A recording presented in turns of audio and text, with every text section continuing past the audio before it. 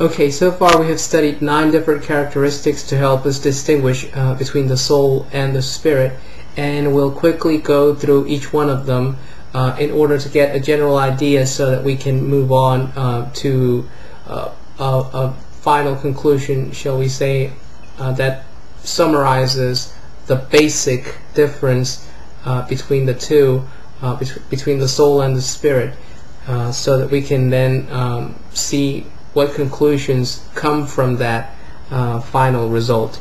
So number one, we mentioned that the soul can harbor life, whereas the spirit spawns life. So in that sense, the soul is somewhat receptive. It receives life and can contain it, but the spirit is more active. It has a less passive role, and it's able to create or spawn life.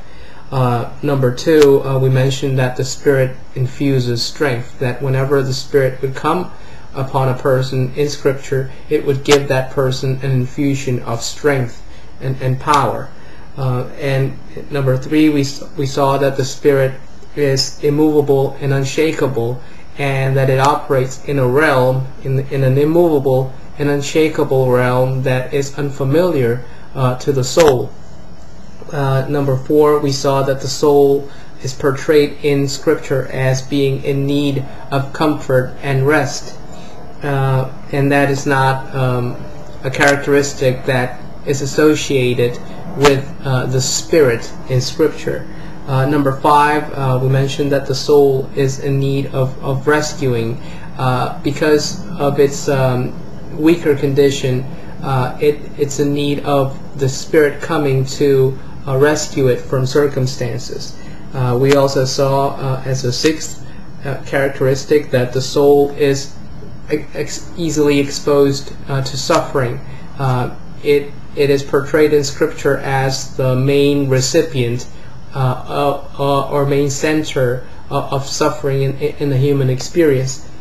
And we also saw as a seventh characteristic that the soul is in need of salvation. And that salvation comes from the spirit, from the stronger spirit coming to save the soul. And we also saw, as we studied that the salvation of the soul is a process. It can be seen as a starting point, and it's also a process that is wrought through constant judgments. And in the middle of that, we also began to notice that judgments are done or should be done by the spirit and not by the soul. So that means that the salvation of the soul, since it's wrought through judgments, has to come from the spirit. The spirit releases judgments into the soul, and that processes the soul so that the soul can be completed and reach its desired final state, the state that God desires of it. And we also saw as an eighth characteristic that the soul is exposed to sin and death, and that's not something that is associated to the spirit in Scripture. It's always, practically always associated with the soul.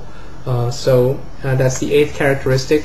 A ninth characteristic we saw is that the outpouring or the pouring out of the soul is different from the pouring out of the spirit in Scripture. When the soul is being poured out, it's poured out in weakness, it's poured out in defeat, it's poured out in death.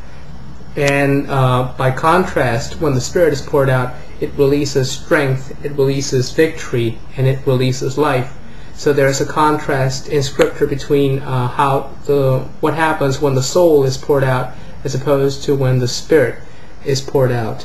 So those are the 9 characteristics that we have gone through, and if we look at them carefully, we can see a common thread running through all of them. The soul is weak and the spirit is strong. The soul is somewhat passive in a sense. It can receive, and the spirit is more active. It can give out, and that common thread that runs through these characteristics becomes even clearer if we consider the following the following passage, we'll go to 1 Peter chapter 3, verse 7.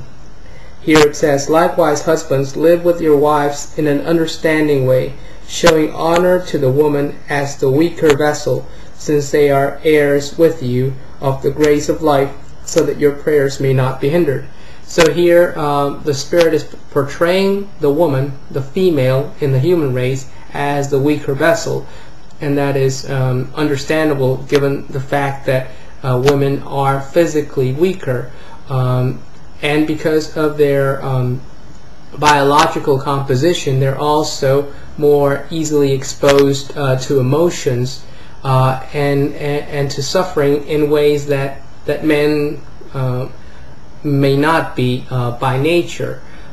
So in that we can begin to notice that the Spirit of God, who wrote Scripture, who wrote the Bible, has been portraying the soul in a female manner, whereas the Spirit is being portrayed in a male manner. And that explains why the soul is portrayed as a harbor of life, a container of life, and the Spirit is portrayed as one that spawns life.